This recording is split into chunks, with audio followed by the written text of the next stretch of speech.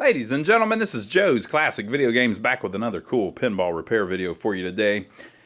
We have not one but two Williams Firepowers here in our showroom that we need to fix up. So this first one is our friend Rodney's. He brought it to us a little while back. He bought this thing and they had it up and running at a gentleman's house that he bought it from, but it started acting up whenever he got it home. And so he didn't get to play it very much. So we're going to do kind of some minor stuff to get it back going and making it reliable so that he can have fun with it. This is such a cool game. Firepower is awesome. And then we also have one over here that our buddy James brought in. This one he's had for years, and he's completely restored it and put all new everything on it. So it's kind of interesting just seeing the two different ones. But this video we'll be working through Rodney's here. So what I'm going to do is we'll go around and see the condition that it's in right now, and then we'll work on it a little bit, get it up and running, doing its thing, and then we'll play it a little bit. How's that sound? So like I said, it was up and running at the guy's house, and then when he brought it here, it was starting to act up. I don't really like plugging them in before we look inside them, but we already have. We plugged it in whenever he brought it in. So I guess we can do that again. What do you think? So we've got our power cord here. Let's see if it wants to cooperate. I may have unhooked some stuff whenever he was here showing it to me. I can't remember. Well, the power switch is loose. That's fun. We'll have to fix that. I don't even know if I can. There we go. So, it did come up. Boy, such a good looking game too. This is going to be nice. We need to work on the playfield a little bit, the artwork, but so I think it's coming on but not completely doing its thing, or it's not staying on, or something like that. So we're going to work through it again, like I said, and make it a little more reliable. Let's see if we can put a credit on it. We're trying to do this thing now where we kind of start them whenever we start our videos, just so people can see the condition that the thing is in, and then they'll understand that they can fix theirs too.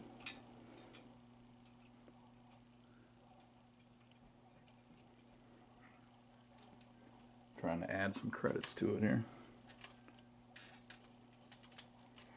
It's not going too good yet.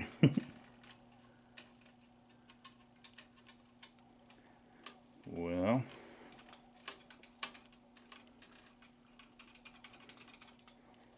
let's see if it's got credits stored in it somehow. Maybe it's on free play. No. I can't get it to add credits, so something's going on with that for sure. So we'll have to mess with the coin door. Let's see if we can go into test mode.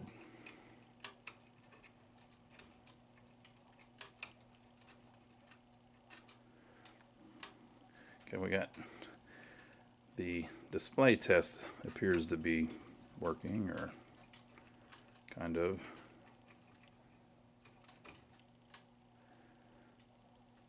Okay, display test. See if we can get past that.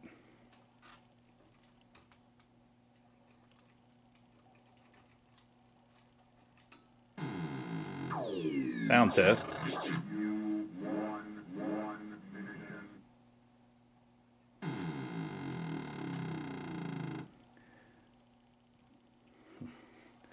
Okay, so that's the switch test, I think. And it gave us a bunch of them. I don't know.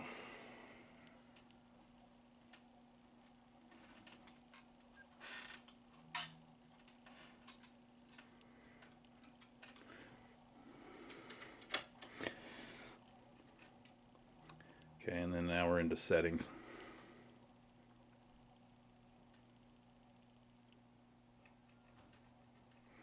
I think on these you have to turn it off and back on to get it back into gameplay. Alright, so it's up and it sounds like some of it's working, but We can't get any credits on it at the moment. Let me, oh, I wonder if there's a, maybe they put a credit button on it. No? Nope. Okay, let me take the back glass off, get a key and see what it looks like in there, and just make sure nothing's unplugged or anything. There could be an issue with the switches, but if the test switch is working, you'd think all that would be working. All right, so let me slide the back glass out and we'll look inside of it. Okay, folks, so everything looks pretty clean. I'm about to turn it off, though, because this connector here, I'm getting some heat on this connector. Yeah, and I think it's because all the playfield lights are not on, but it is in a tract. If you look, the high score there, see how it changed? Now it's going to change back. So it's actually in a tract, but none of the controlled lights are working. So none of the ones down there are on. Now there are a couple blinking, but that's because they're blinking bulbs. They just blink on their own. Okay, so I'm going to turn it off, and we'll go from there. Okay, so I've turned it off. There are a bunch of connectors between the top and the head and the bottom. So what I was saying is this one was getting warm. Now why would that be? It's probably the lamp. We probably blew up all of our lamps. So the lamp voltage runs on like 18 volts, but it pulses it so that you only ever get about 6 volts to the bulbs. It just has it's like a pulse. So what happens is if it stops pulsing because the driver board's not working right or something, it just sends 18 volts to the bulbs. So that gets bad quick. So that's may have been why I was feeling these. This may have been why this wiring was hot. It looks like, I believe, yeah. See, it was all of our. It was this lamp connector here. Okay, so someone has replaced some of the connector on it. So basically, the wires run through here, right? But they get where they're making a bad connection. So someone has went through and put new connectors on it. These are removable. They will come apart. And they used heat shrink and all that. So, I mean, it's doable.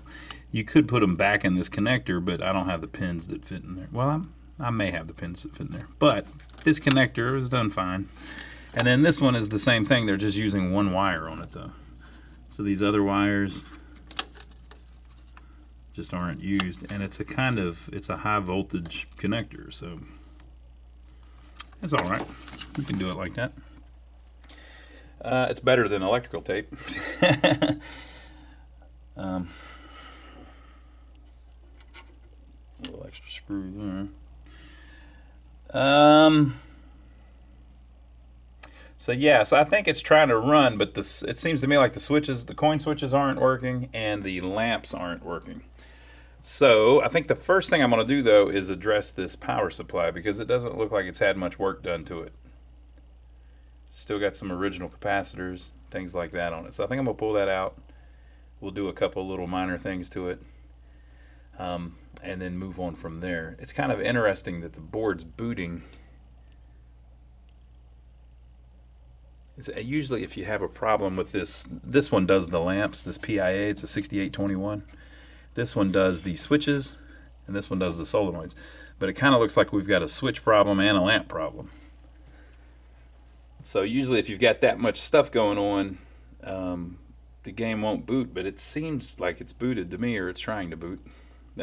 If with that showing the high score and then going to 0, then back to the high score, that's what a booted game does. So interesting. Okay, so I'm going to pull the power supply out. I'm just going to change a few caps on that. We'll work on the solder a little bit, and then we'll move on from there. Let's see what this thing looks like. All right, folks, so here is the power supply. If you've worked on these or you've seen our previous videos, you probably know all about it. Basically, this is a 5-volt regulator. This is a high voltage regulator to make the display voltage for the displays. And they've used it for some fuses. So they run some of the lines through it, through a fuse, and back out. There's a few capacitors on it that it doesn't hurt to change. But yeah, so there's not much to do here. I'm going to replace these two capacitors.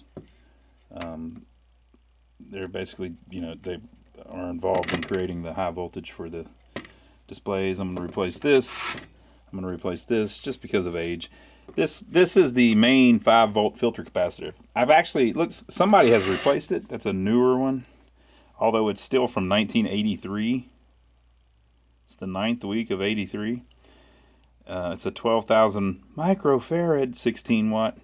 I mean a 16 volt, 16 working voltage DC. It's a 12,000. That's pretty much what the originals were, but you can go up higher than that if you want, a little bit within reason. So you go 15,000 or so, no problems. But I've got a capacitance meter. Our buddy Neil sent us a capacitance meter, so I can check it now to see if I need to replace it or not. Okay, and then also these diodes here.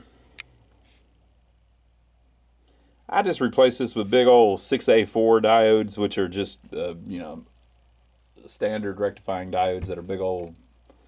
I think they're like 400 volt, 6 amp diodes. These are a little undersized and get cooked sometimes.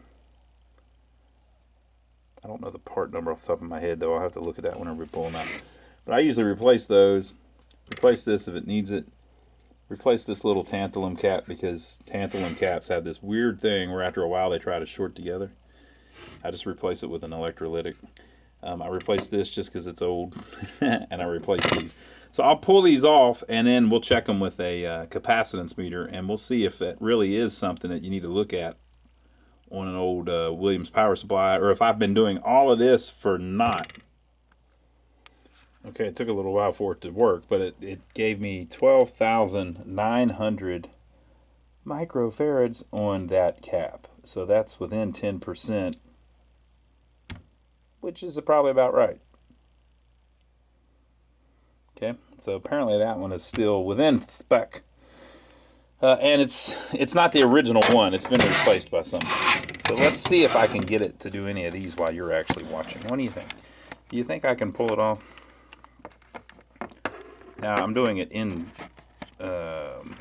circuit, which, you know, isn't always possible. But I figure if I check it in circuit and it's similar to what it's supposed to be, well, then it's, you know, likely. Let's just assume, you know what that means, that it's good. I put it right where you can't see it, didn't I?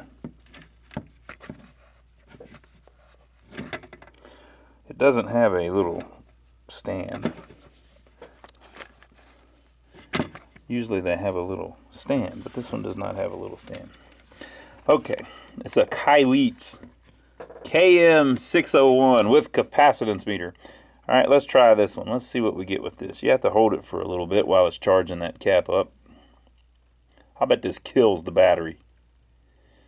I bet the battery is just getting ate up. It says 113 UF. Okay, and that cap is supposed to be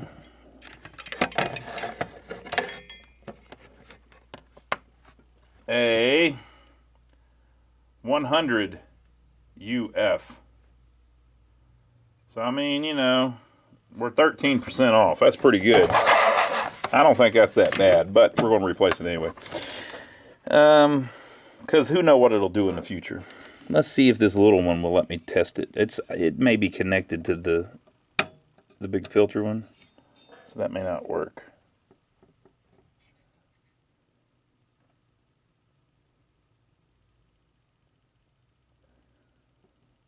Well, I may not be on the cap right.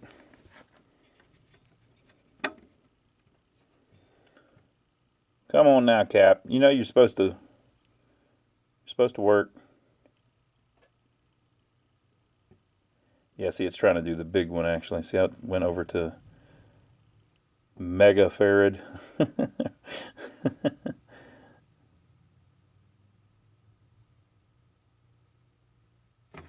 Yeah, I don't think I can test that one in circuit.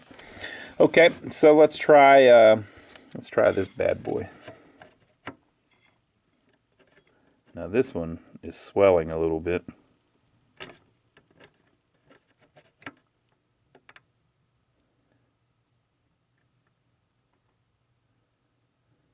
See if it'll give us any kind of reading.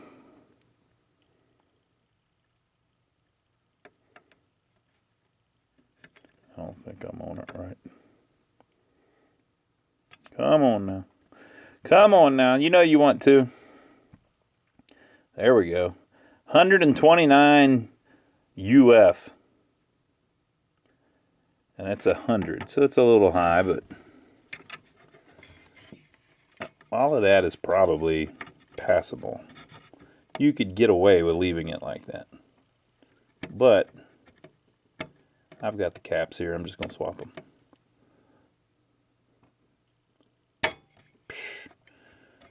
It's the only thing. It takes a while.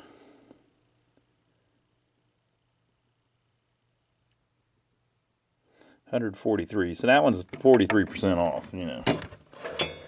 Okay, so I'm going to swap those. It looks like they do raise in value a little bit, which isn't the end of the world. I was thinking maybe one would be way off. We were doing this jukebox amp not too long ago, and some of them were like 2.5 microfarad, and it would be 10.5. So it's, you know, it's 5 times what it should be. But this one's off 43%. I mean, that's pretty significant too. Okay, folks, so I replaced these 4, and I tested them after I took them back out, and they tested the same as they did in circuit. So those particular caps you can test in circuit with a capacitance meter, apparently. And then the new ones I put in, I tested, and they're around 102 microfarads, so that should be much better. As you saw, though, everything was working on the... I mean, not everything was working, but the game was booted, so it's a mostly working power supply.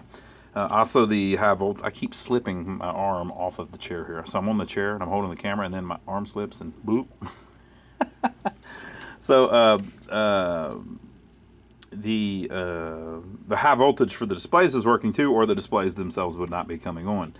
I also replaced these 2 diodes that I was talking about. Let me show you what they originally were. Let's see if we can read them. That's a P300.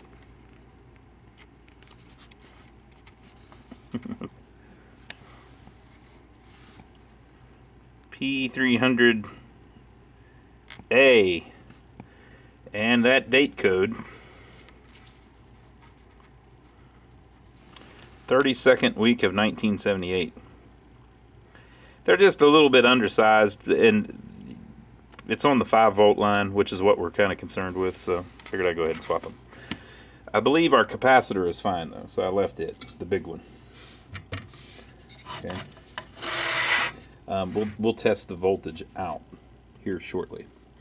This is one of the early System 3, I think, power supplies, because it's got these 2 capacitors here. This has something to do with like a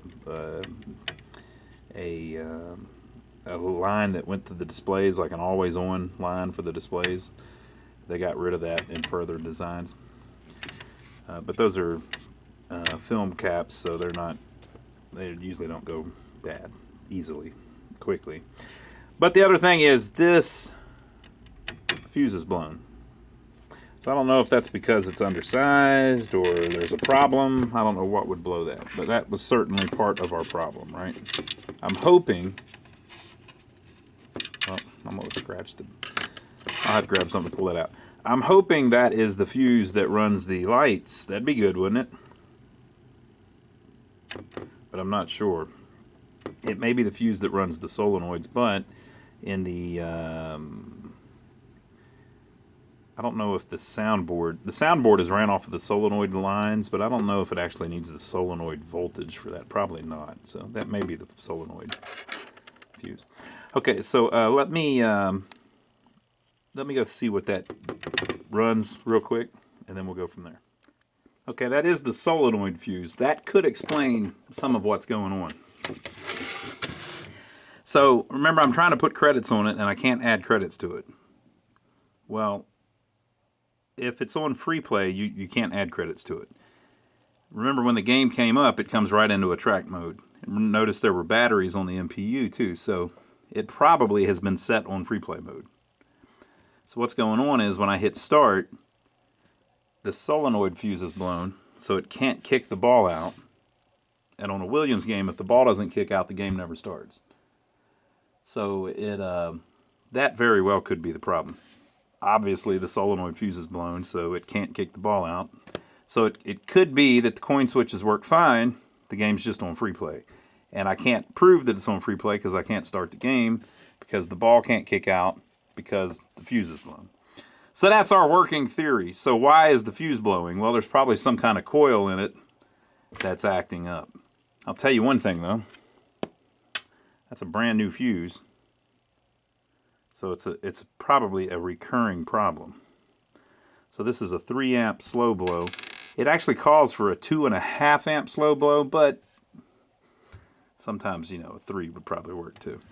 So I'm going to put another one in. I think we've got the couple little minor things we wanted to do to it to make it more reliable all taken care of. It was fun to test the caps. So we'll put another fuse in, put it in the game, and see if it blows the fuse on startup. We'll check out what that is. All right, so we've put it back in. For the moment, I've unplugged all of the lamps because I haven't seen them work yet, and I think it's probably frying all of them. So we're going to turn it on and see if it blows the fuse up here.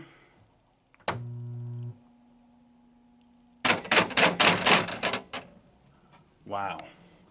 Okay. Watch the LEDs there. So they're on. See how they were blinking? Okay. The noise we were hearing, I believe, is this. Yep. Okay. All right. So that's why our fuse was blowing.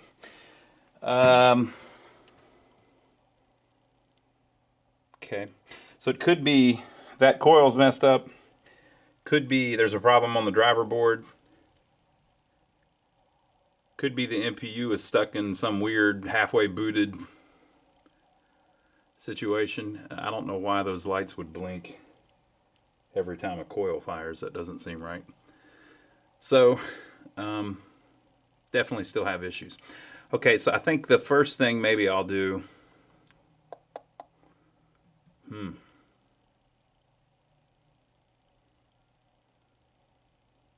Trying to think of the safest way to test it. Basically, this driver board and this MPU have to both be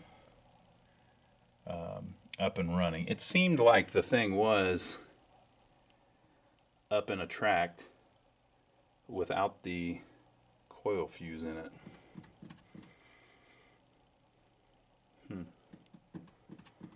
Whenever you have multiple faults, it's kind of strange because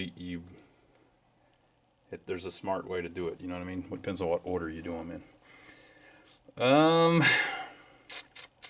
We don't have our lamps working. And if the solenoid fuse is in, it's constantly kicking the coil.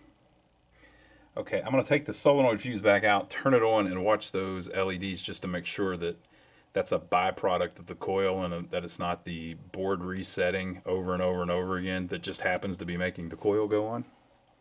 See what I'm saying? So it could be that the board is resetting over and over again, and every time it resets, its loose voltage somewhere is making that kick, and it doesn't really have anything to do with that. So it could be that. I doubt that, though, because you think we would have saw it earlier whenever that fuse was blown. Or it could be that coil or the associated transistors is doing it, and just because we have the fuse in it, it's causing problems. But you would think that every time a coil fired, that it would make the LEDs blink on the MPU. That doesn't seem right. So let's take the fuse out, turn it back on.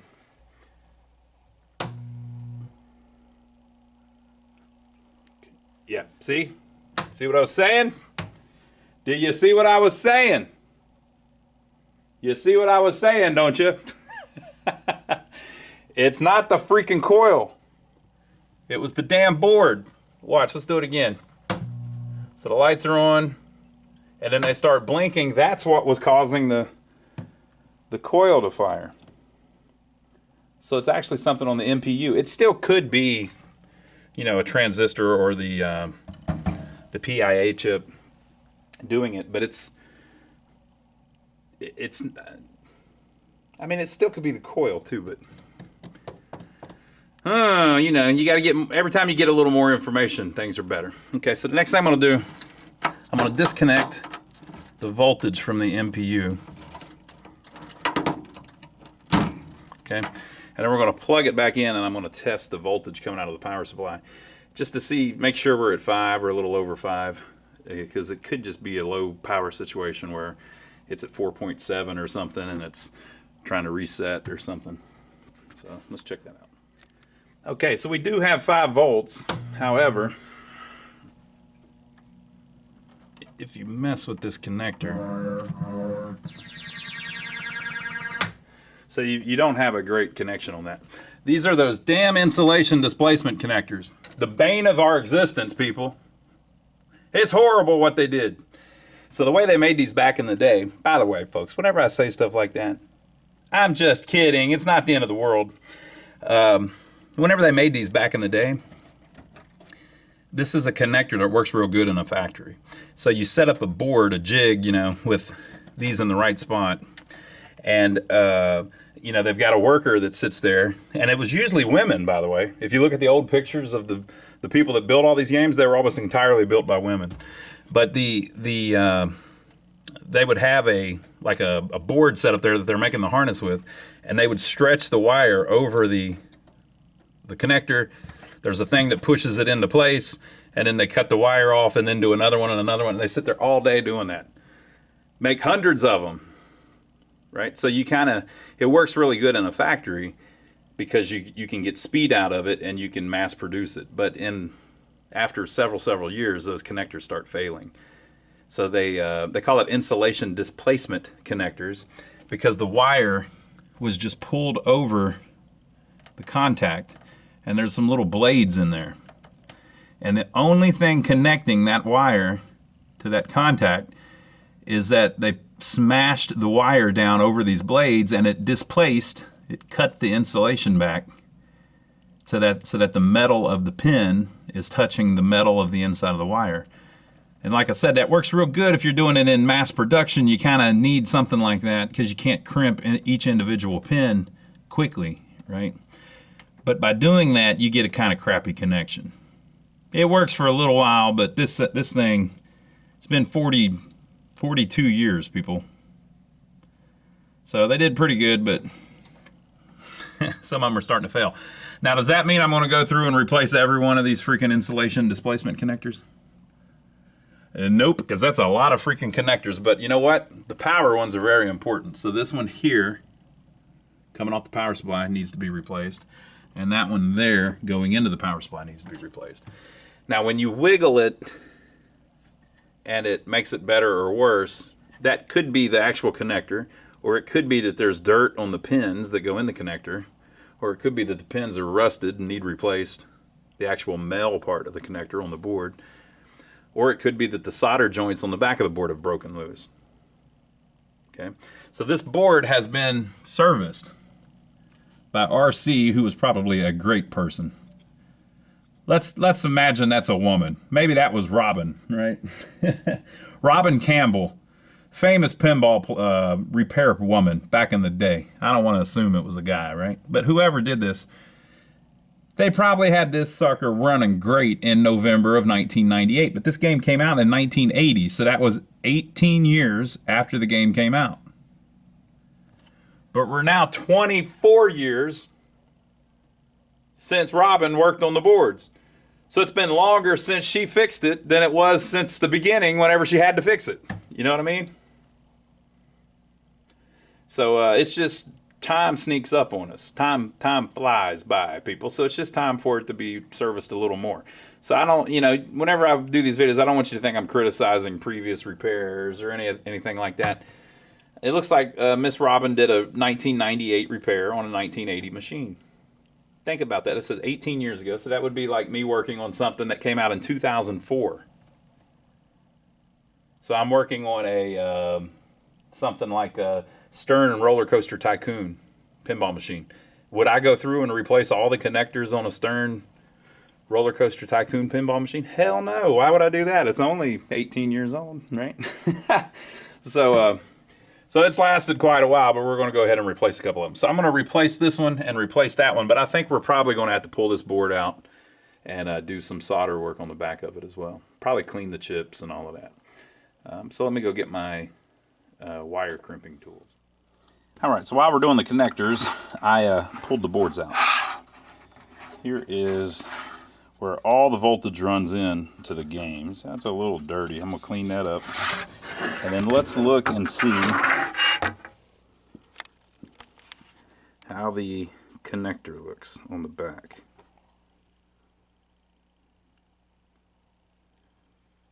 What do you think?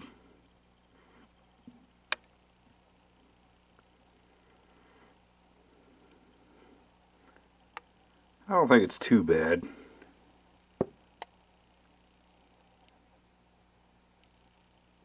I don't know, that last one. Yep, the last one. Look. That last one's broken loose. For real. Let me see if I can wiggle it.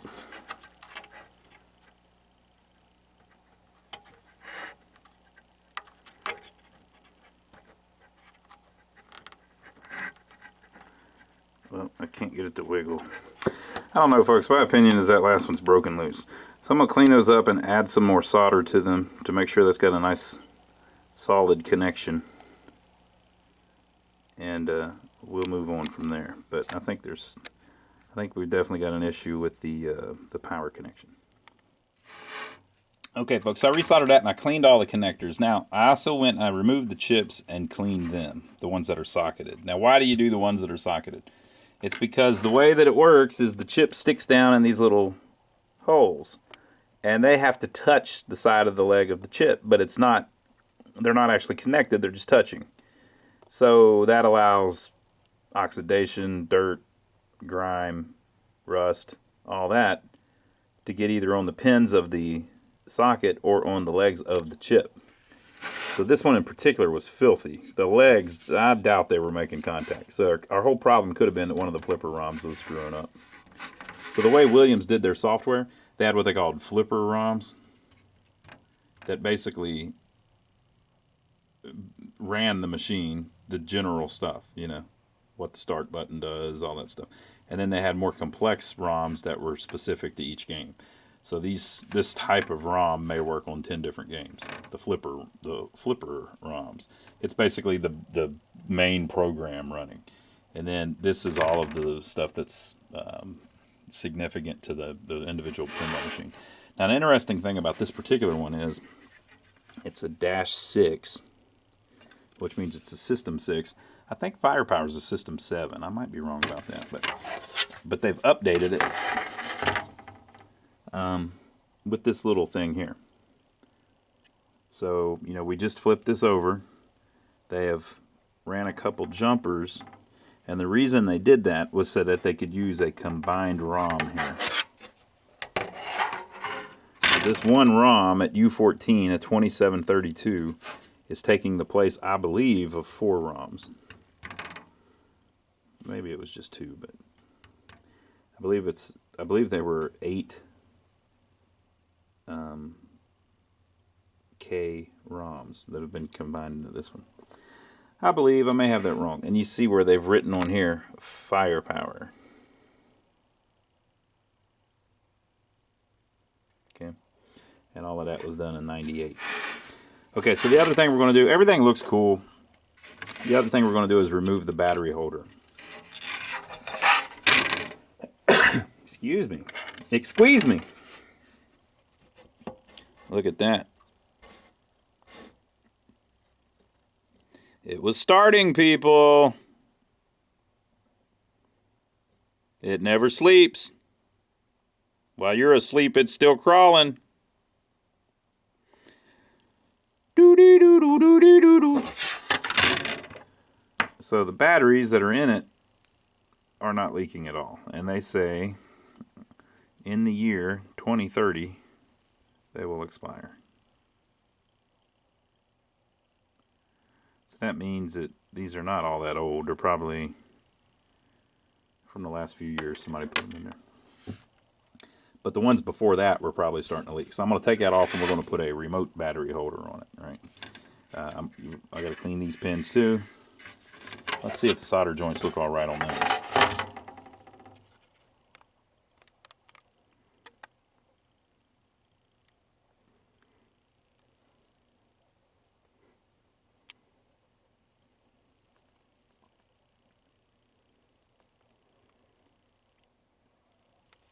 Looks good to me. Okay, folks, so we put our remote battery holder, put the same batteries in it because they had not leaked. Looks like they still got some time left on them. So when we put that back in, we'll mount this where it's nowhere near the board. So if it starts leaking, it won't screw up the board. Here is the driver board. This was also serviced in 1998. So one of the things I always like to do is replace this connector here. They call it the interboard connector. It's 40 pins. And so here are the through hole connectors, or what do they call them? Through connectors. I don't know. There's big male pins there that stick up through the board, through these female connectors. Okay, these things are junk. They get so bad after a while. If you look through the end, so we're looking at the metal pins inside of there. Does that look good to you? I don't know, man. I don't know, man. What about that one? Does that one look appropriate to you? That thing looks like it's probably not connecting very well. What about that one? Maybe this will change your mind. There's some junk going on in there. You know it. I know it. We all know it. Look at that. So inside there, those pins are corroded. You can kind of see it through the plastic. So they're probably just not making good connection to those pins. Well, why would that matter? It's because whenever the CPU chip runs the game, the way it does it is it connects to the ROMs, and it connects to the RAM, and then it drives the PIAs, which do a little bit. It basically checks with those. There's a talking going on. And so one of the PIAs is right there. It runs like the displays. And I think the little LEDs that were coming on and off. But then it talks over that connector to here and talks to these three PIAs. Now this one talks to the switches. PIA means Peripheral Interface Adapter, 6821s. This one runs all the lamps. Remember, none of our lamps are running. And this one runs all the solenoids. Remember, one of our solenoids is locking on. So it very well could be that it's having trouble controlling all of that stuff. It's got all of its fingers out, all of its tentacles out, trying to reach out to all of the solenoids and the lamps and the switches. But it can't because there's a bad connection right there. It just happens to be a particularly bad connection. So it could be that it can't control everything properly. So I went ahead and replaced that with a new one. And look at this, Rodney. We're doing this for Rodney. Check it out, Rodney. Gold plated, baby. Only the best for you. And then I checked through, and the transistors for the solenoids, one of them is shorted. It's messed up. They all test fine except for this one, but this one I think runs the knocker, the credit knocker. So it would have been stuck on. So they probably got it disconnected or something inside the game. Okay, but I think everything's cool. I checked all of these PIAs with the logic test. So basically on a multimeter, you can connect to ground and then check the pins, diode check, like transistor check on the pins. And if one of them shorted, you'll test that it's shorted. None of them are shorted. The PIAs appear to be fine unless they're just not working. and then these 3 logic chips here that help drive the lamps. Couldn't find anything wrong with anything except for this one tip 102 transistor that's shorted out. So I'm going to replace it. We replaced the edge connector. We cleaned all the chips there, put the remote battery holder on it, resoldered the connector there. We're going to try it back in the game after that. All right, folks, so we got them mounted back in there. Okay. I have replaced this connector here. Okay. I have replaced this connector here, just like we talked about. Now, how did I do that? I very carefully, let me find the stuff here. I very carefully cut each wire. When you do this, do them one at a time, people. If you do them 2 at a time, you're going to screw something up. Don't do it. Come on, people. Come on now. 1 at a time, people. So you cut 1 at a time. Now notice some of them stick out both sides. So that's 2 wires, you know. I mean, so some of these I had to put 2 wires on. But that's all good, all right? So then you crimp a new little connector on it. Look at that. Whole bucket of them. This is my backup bucket. I'm trying to use all them so that when I get back to my other bucket, right? Little wire cutters. And then I use these to crimp the things on. These are cool. These are ratcheting crimpers. Click. So you click it once or twice and it holds the little connector in there. And if you look, there are kind of like 2 teeth in there. See how they're at different heights? One of them crimps the insulation and the other one crimps just the metal that grabs the wire. Okay. And so once you get the wire inserted in there, like each time you click it, it just ratchets around, and eventually you get to the end and it goes all the way out, right? So it doesn't take that long. It was more like very quick. Okay, so it gives you a perfect crimp every time. And then the housings. Well, we do this for a living, you know. So I keep extra ones in all the time. If you're looking for a part number, it's something like that. Or something like that. Okay. Now, where do I get these? The crimpers we sell on our website. So these, one of the places you can get them if you don't have them, is this pair here is like 25 bucks or something like that. So we've got a link to this and a bunch of the stuff we use on our in our videos on our website. Am I showing you somebody's address this whole time? Okay, so the actual connectors I keep in stock, you know. Here's a couple part numbers. And I've got all different sizes. Because you never know what you're going to need. I got a bunch more than that too, right? So the actual crimpers, where do I get this stuff? The crimpers, I have a link to on our website. These are about 25 bucks for these ratcheting ones. I've reversed the jaws because I'm left-handed. If you're right-handed, they go on this side. Okay. You can get those on our website. Go to lionsarcade.com. There's a parts page up at the top. We've got all kinds of different parts that we use in our videos. All of those links take you to Amazon. Like I said, I think those are like 25 bucks.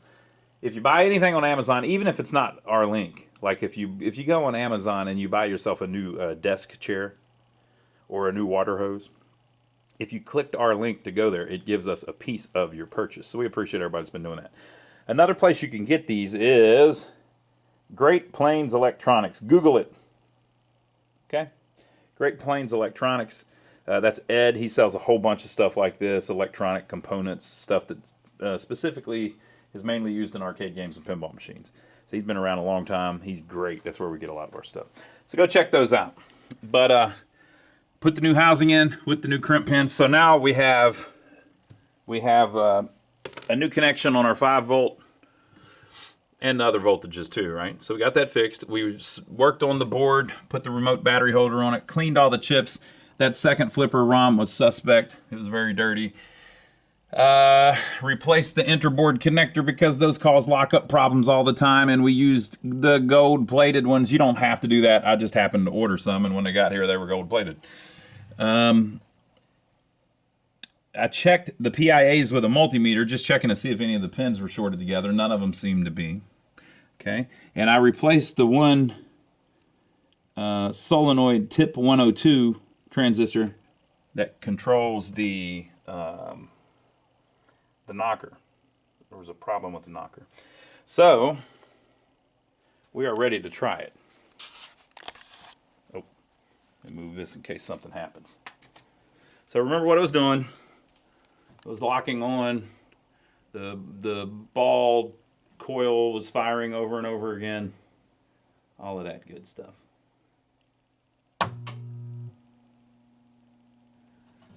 Okay, so did you see what happened? Watch the LEDs on the MPU. They come on for a second, they go back off. Okay. On for a second, go back off. And we've got all of our lights back. So nice to see you again, Firepower.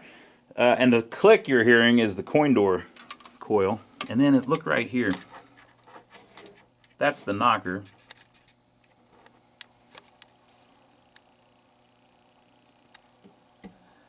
It appears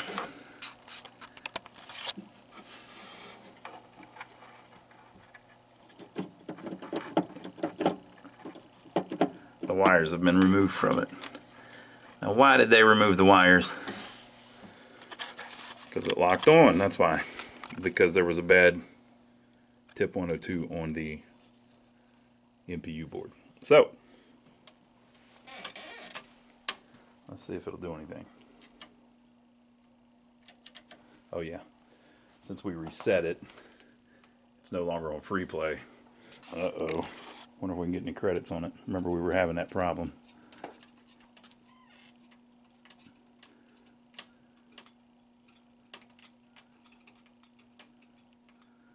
I'm looking at the display as there we go. Okay. I wonder if the sound is working. Here's the volume knob.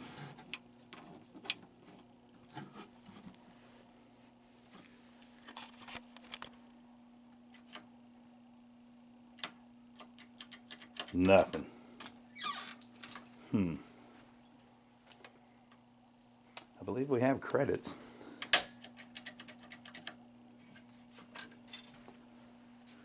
The ball is down here.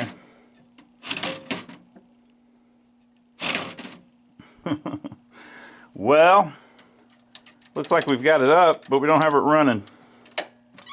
What happens if I shut the door?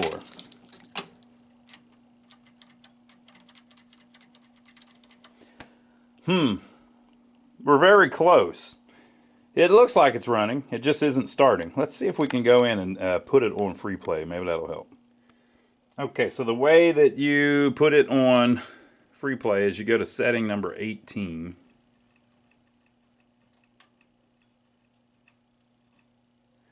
And you change it to 0. That's the maximum credits. If you put the maximum credits at 0,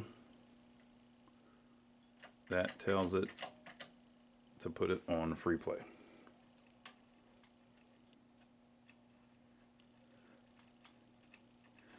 Okay. Go back out of test. Okay, we're back up and running. Looking at all of our lights. Looks like they're all working. That one might be stuck on, but probably not. That one over there might not be working. We'll figure it out. Okay, so I think we're on free play now. Let's see if that changes anything. It does not. Well, maybe we can go back in to switch test. What do you think?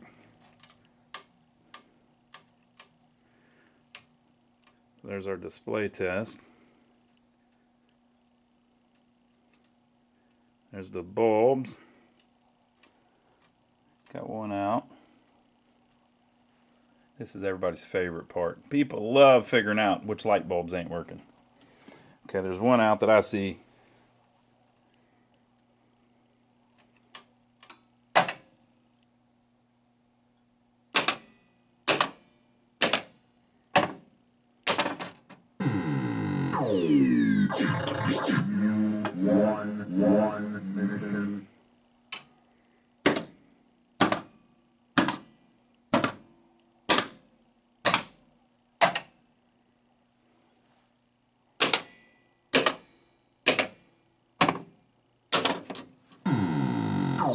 Ball 2.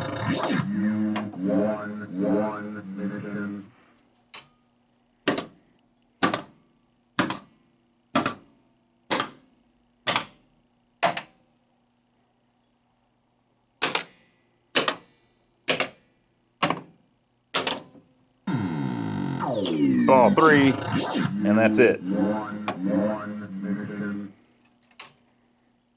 We know the start button works because I just used it to reset the reset it to 0, the credits. Yeah, so see if I hit the start button. It says 03. Start button works fine, people.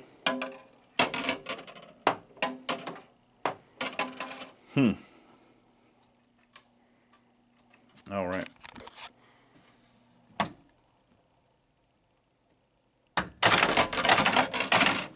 That was it, just loading the 3 balls back in. Well, she does not want to start. Something about it. It does not want to start the game. I wonder if it's got it set up where it's like 20 credits to start. Let me check that.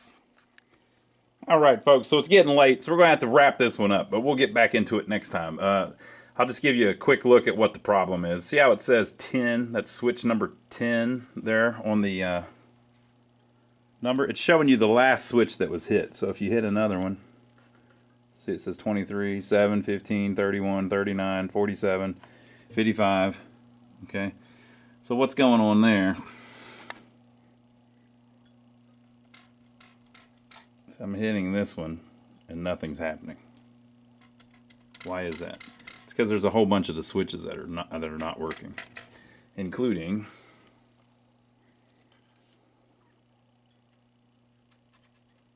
the trough switches. So what's going on is it can't tell that the balls are here in the out lane ready to be kicked out. So it won't start the game. Williams games in particular won't start the game without the ball in the hole. So here's the out hole switch. It must know that one works because it keeps kicking the balls over, right? So let's hit that one and see if it recognizes it. Yes, okay. So it can tell that one works, but it can't see these 3 or a couple more. So there's going to be switch problems. The problem's probably going to be those freaking connectors again. So it's probably going to be that. But we'll mess with it on the next video. Hope you enjoyed it so far. I think we did a good job of getting it where it's reliably booting. It just won't play yet. That connector, remember, we pulled it off and put it back on whenever we took the board off. So it probably, something ain't right. But we'll figure it all out. Don't worry about it, people. We've done much worse, so we'll see you on the next video. Hope you enjoyed it. Make sure to leave your comments down below. Give us a thumbs up for taking the trouble to film it for you so far. And don't forget to check out my brother Donnie. My poor brother Donnie. We're working on these pinball machines and arcade games, and he's working on old cars and old trucks and old buildings and stuff like that over on his channel. So go check him out. I'm over there with him a lot of the time. He's crazier than I am. So we'll see you on the next video. Hope you enjoyed it so far. Firepower.